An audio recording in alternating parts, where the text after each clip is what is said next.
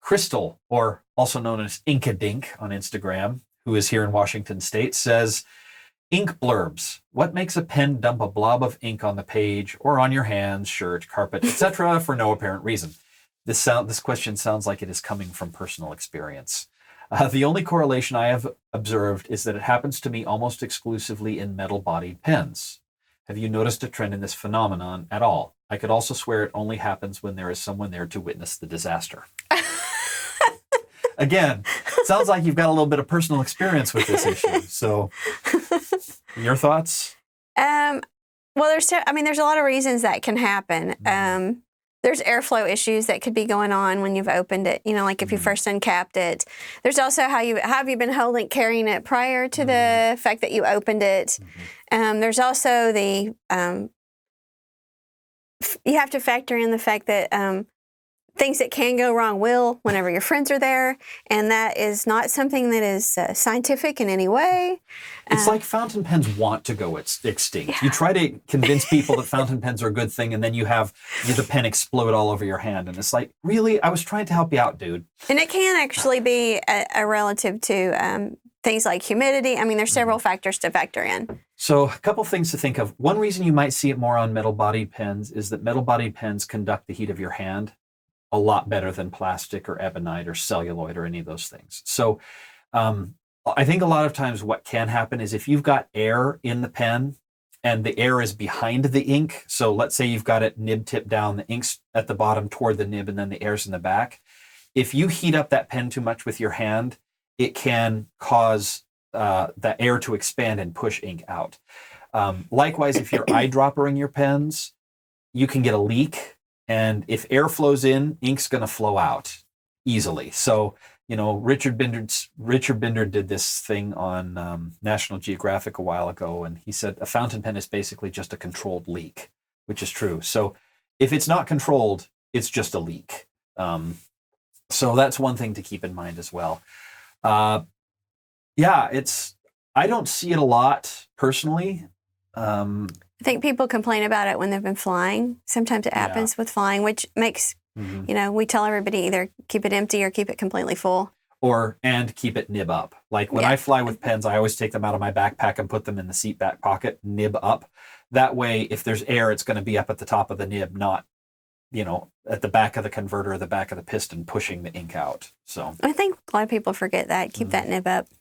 The other problem the only reason I hesitate to encourage people to do that is because I have on more than one occasion forgotten that I put my pens in the seat back pocket and had to sprint back across the airport before the plane took off to get my pens, which is, with my pens is not something you want to do. No. Some of my pens are kind of expensive. So Chris Grant 2 from Instagram asked, he said, now that I own several classic pens, do I consider myself a collector? Ish, I'd say. And I'm actually, I can't believe I'm going to record this on video. I'm actually thinking about selling one or two of my classic pens. I know, it's kind of wacko. I've talked about this in other videos, but I'm paring back my collection a lot. So yeah, I'm kind of a collector. I'm not looking for any more, but I also use them. So the reason I bought multiples is because I really love the way they write, and I use them all the time. So I do have a little bit of one of everything-itis for that particular line of pens. I wish I could have gotten one of everything-itis for the Lamy Safari instead, because I could probably buy, 5,000 Lamy Safaris for what I have Anyway. All right. Next question.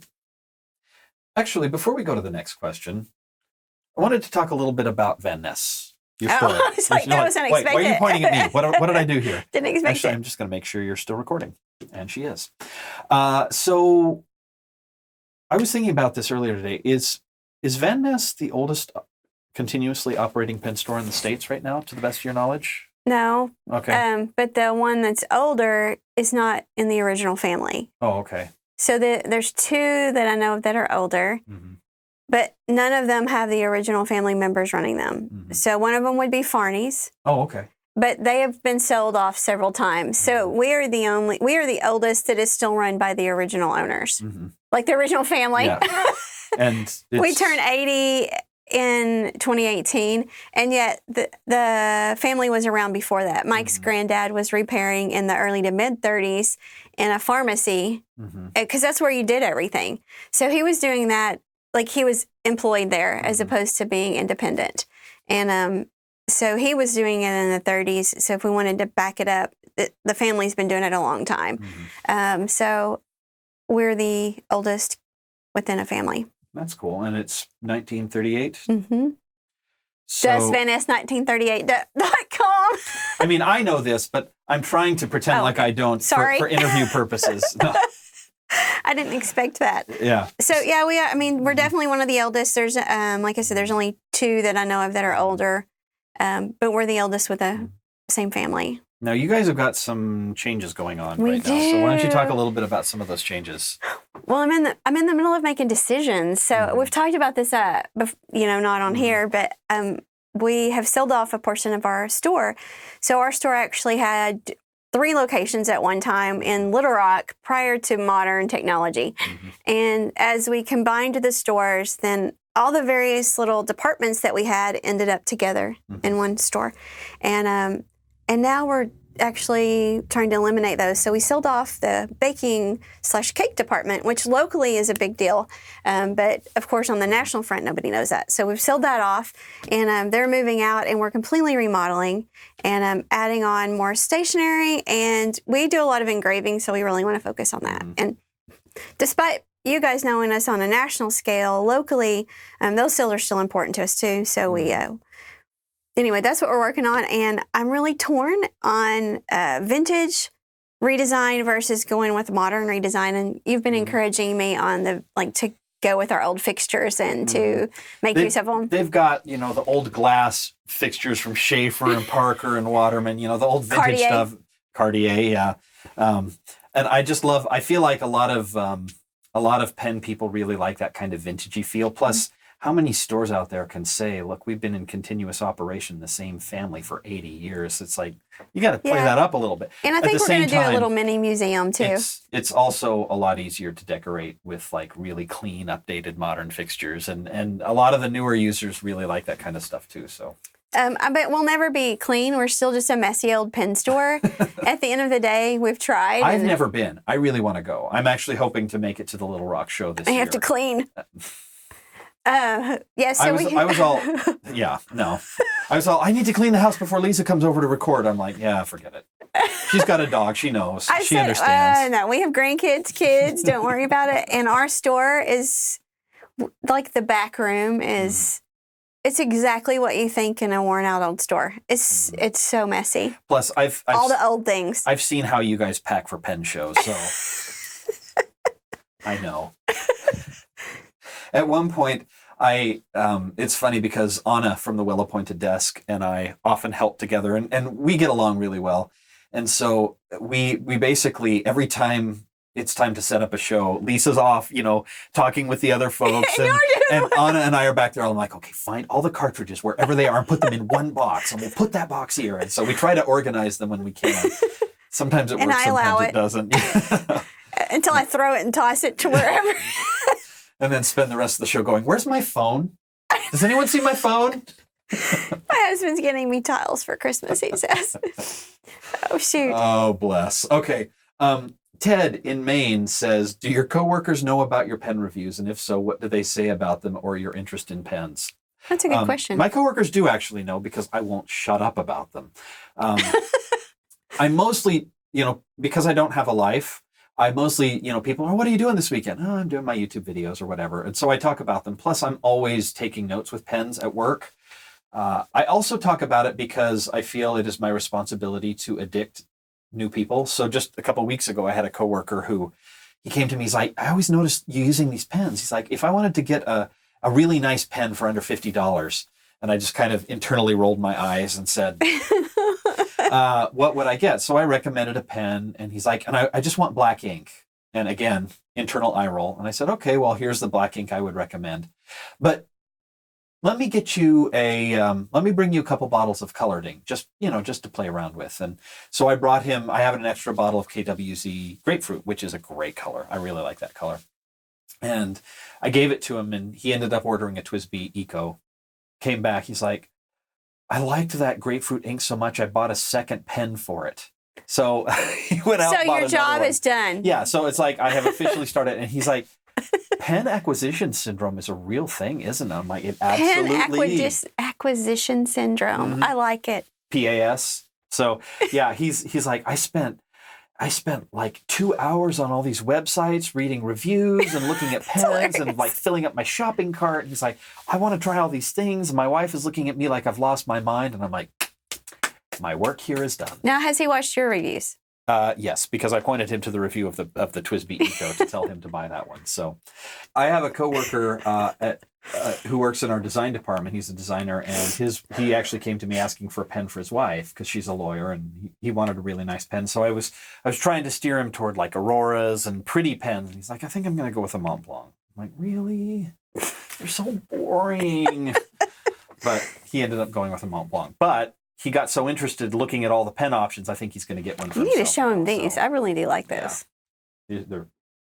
And we're back to this again. Oh. They're pretty. Yay. I forgot it's not in the, yeah. Yeah, so, they're not in the screen. People can't see them.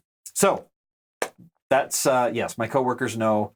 I mean, everyone at work already thinks I'm a nut job, so, the fact that I use pens is just one more tally in that column. It's, nothing too special. And if I can use it to ruin other people's finances, then so much the better. That makes me a really bad person. My job is to help them to ruin their finances. Yeah, it's like you help them ruin your finances and profit as a result. Oh, okay. I forgot to write down who asked this question on Instagram, but he said ebony, but I think he meant ebonite. So we'll answer both. Is ebony/ebonite a good material for new pens? So, isn't ebony a wood? Ebony is a wood. And I think we've seen those. So I have an ebony pen. I got it from Ryan Krusak in Chicago. Okay. And that's why I've heard of it. If you like wood pens, ebony's as good as any. There's nothing wrong with it. So, I mean, wood pens you have to be a little careful with, just because you don't want to get ink on the wood because you can stain the wood, although that's less of a problem with ebony because it's black, so you couldn't see the stain even if you wanted to, unless you stained it with, like, glitter ink. On the black pen, it would be pretty. Maybe. I bet it'd come off eventually. Yeah. So what about ebonite? Let's assume that's what he meant. Right. So definitely there's ebonite pens being made. Mm-hmm. I guess there's custom pens being made with ebonite as well as mass-produced pens being made with ebonite. It's a great material. It works really well. Feels great in the hand. And I know, like Sean makes a lot of ebonite, and some of those materials are gorgeous and amazing. And we'll see, I have some old ones that were made from... I have some Bexleys that were made with ebonite. That rosewood ebonite Bexley is really cool. I like that one. So I keep going to Bexley's a lot, and yet it's just a small part of what we sell. But yeah, you can find ebonite, and almost every custom pen maker uses it. Mm-hmm. Wouldn't you say that's true? Yeah, and even like Sailor, their King of Pen, they have an ebonite version. That's true. So one thing I'll say about ebonite is it's a great material. If you want ebonite, it's a great material. It feels really cool in the hand, I think. The only thing to keep in mind about ebonite is that it can be sensitive to ultraviolet, like to fading, and you don't want to soak it, especially black ebonite, because it'll turn from black to kind of this ugly poop brown color, or it can. It's a sensitive material. Yeah, it's going to be more delicate than modern acrylics. It's going to be more delicate than metal. It's still a pretty robust material. I mean, for crying out loud, they made bowling balls out of it. So it's not like it's just, you're going to look at it cross-eyed and it's going to fall apart. Look at how many, pens from the 20s and 30s are still around. Mm-hmm. But it will get more brittle over time, like most materials do.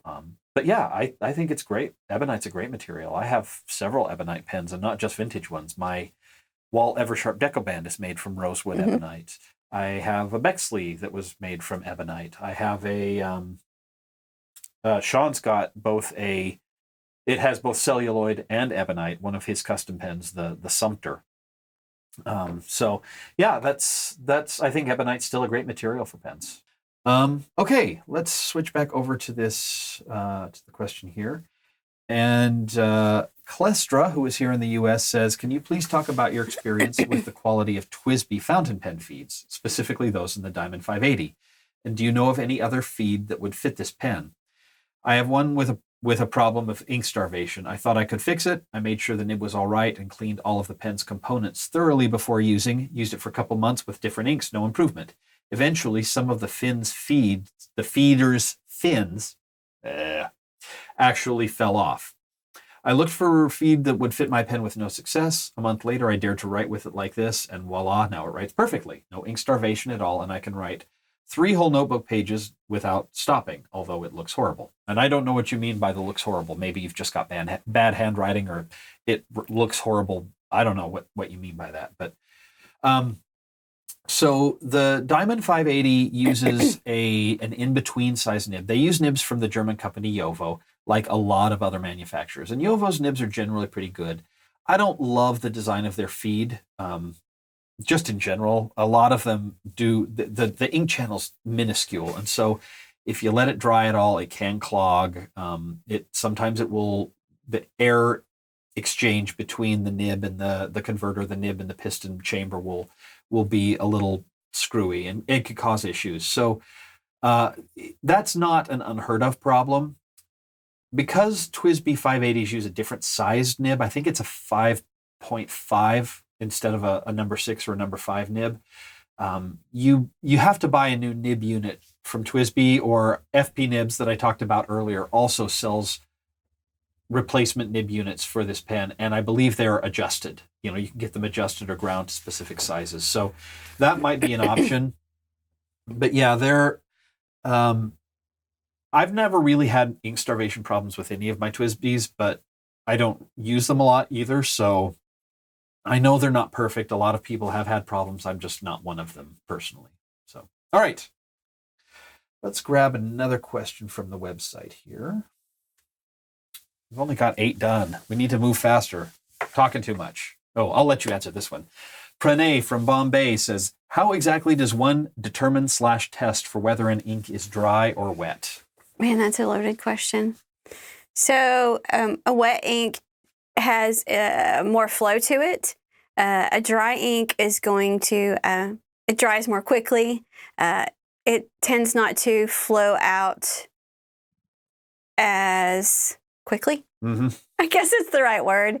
I'm having trouble finding the right word. But there's no quantitative test for this. There's really no way to say this ink is 70% wet or 20% dry. You just or know that when you see it and you use it, you're like, oh my gosh, this is a wet ink. So Dia Tormentis Document Turquoise is like super flowy. It's almost running. So I consider it a super wet ink.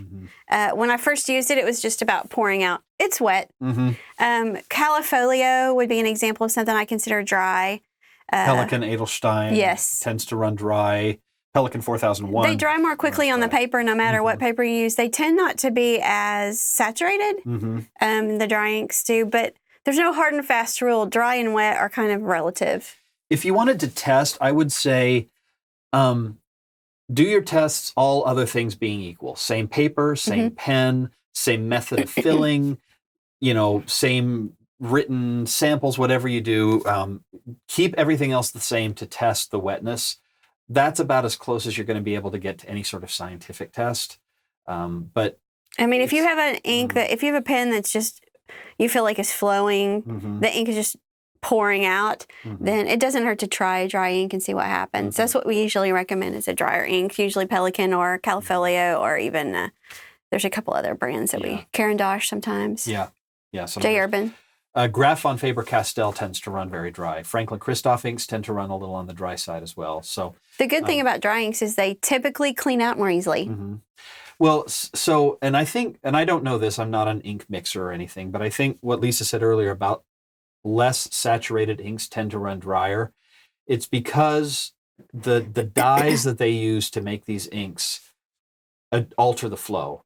And you reduce, it's funny, it's kind of counterintuitive, but the less water is in the ink, the wetter the ink feels, because water doesn't have any lubricating properties at all.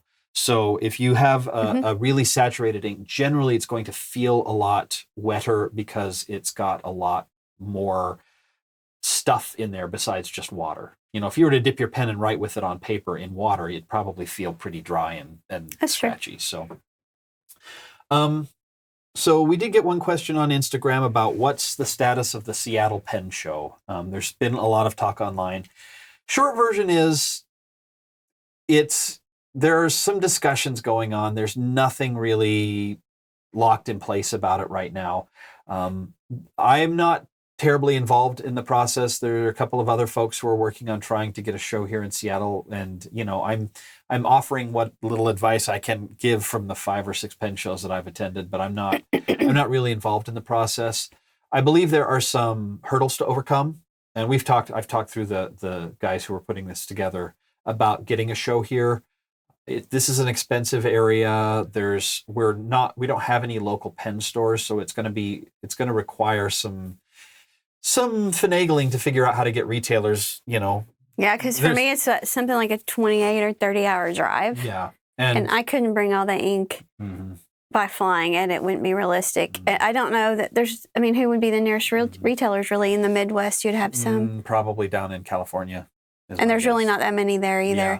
So there's a lot of logistics to figure out I guess, as a retailer and as a person who attends pen shows as a vendor, I would say, our concern is always how much money are we going to lose and how much are we going to make? And we would need a couple of guarantees in some form or fashion that y'all as in whoever is putting it on, had done enough publicity to bring us an audience.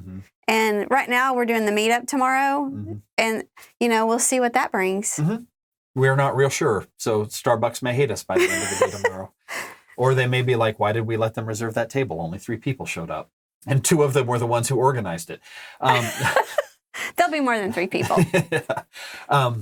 The other thing that's a struggle, and I know Brad and Mike talked about this on the Pen Addict podcast, is even though here in the U.S. there are actually a lot of shows, and they're coming closer and closer on each other's heels, and so it's hard. Oh, my microphone is collapsing on itself here. It's hard to slot a new show in without having to take retailers away from another show, because it's like, having worked with Lisa, the prep work of ordering all the materials, getting them in far enough in advance, getting them cataloged, packed into the van, to the show, unpacked, sold, back, inventorying what was sold, figuring out what you need to order again. Having to do that once, like in the summer, for instance, you do it like once in July.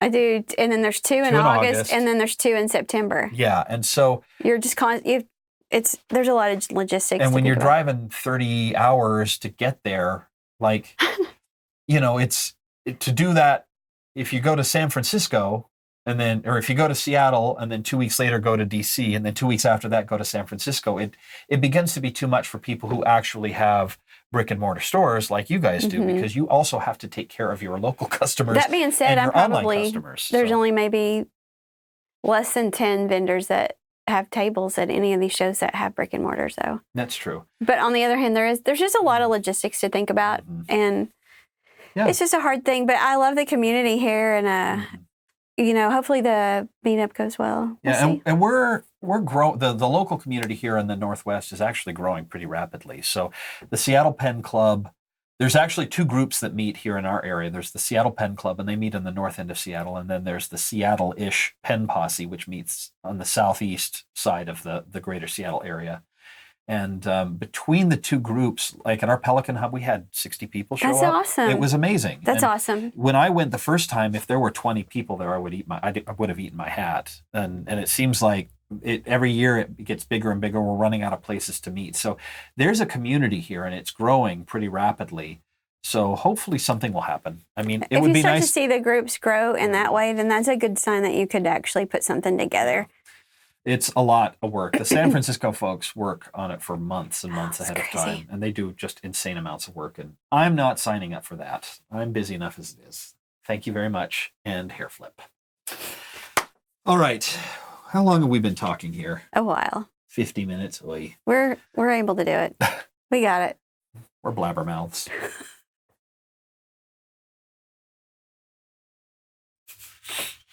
focused while we're here.